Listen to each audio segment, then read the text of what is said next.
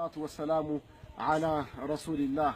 يقول رسول الله صلى الله عليه وسلم يا الله سبحانه وتعالى ملكتنيا እንዲህ ይላሉ በየቀኑ በየዕለቱ አሉ ፀሐይ በወጣች ቁጥር ሁለት መላእክቶች ይወርዳሉ። እነዚህ መላእክቶች ወርደው ዱዓ ያደርጋሉ አሉ። የሚያደርጉት ዱዓ ምንድነው? اللهم اعط منفقا خلفا وممسكا تلفا يا الله ለሚሰጥ ሰው ስጠው ለሚከለክል ሰው ደግሞ አጥፋበት ያለውን ወይም በረካውን ንሳው እያሉ ረሱል ሰለላሁ ዐለይሂ ወሰለም።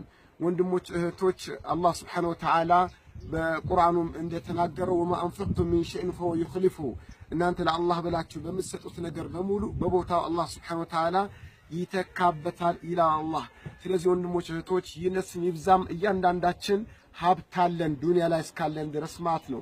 በዚህ ባለን ሀብት ሰደቃ በመስጠት ዘካ በመስጠት በሀብታችን ወደ አላህ ልንቃረብ ይገባል። አልማሉ ማሉላህ ገንዘብ የአላህ ነው፣ ሀብት የአላህ ነው፣ የኛ አይደለም። የነፍሲያችን ሊሆንም አይችልም፣ የሌላም አካል ሊሆን ይችላል። በቅድሚያ ሀብት ማለት የአላህ ነው። አላህ Subhanahu Wa Ta'ala ላሻው ሰው ሀብትን ይሰጣል፣ ላሻው ሰው አላህን ይከለክላል። ሀብትም የተሰጠው ሰው ፈተና ላይ ነው የወደቀው፣ ሀብትንም የተከለከለ ሰው ፈተና ላይ ነው የወደቀው። ሀብት ተሰጥቶት ፈተናውን አለፈ የሚባለው ማን ነው?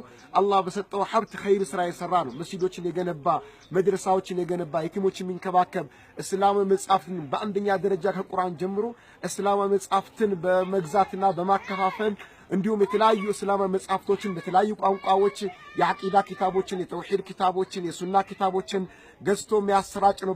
በሀብቱ ዑለማዎችን በመደገፍ ዕልሙን ለቀጣዩ ትውልድ እስላምን ለቀጣዩ ትውልድ ማስተላለፍ ነው።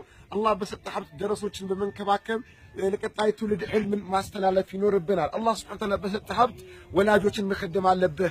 እንዲሁም ደግሞ ልጆችን በእስላም ልትንከባከባቸው ይገባል። አላህ በሰጠን ሀብት ጀነት እንግዛበት እላችኋለሁኝ። አልማሉ ማሉላህ ሀብት የአላህ ነው እንጂ የኛ አይደለም። አላህ በሰጠን ሀብት አላህ Subhanahu Wa Ta'ala ከአላህ Subhanahu Wa Ta'ala ጀነትን ልንገዛ ይገባል። በሰማነው ምን ስራ ሰው አላህ አድርገን። ወቢላሂ ተውፊቅ ወሰለላሁ ወሰለም ዐላ ነቢይና ሙሐመድ ወዐላ አሊሂ ወሰሕቢሂ ወሰላሙ ዐለይኩም ወረሕመቱላሂ ወበረካቱሁ።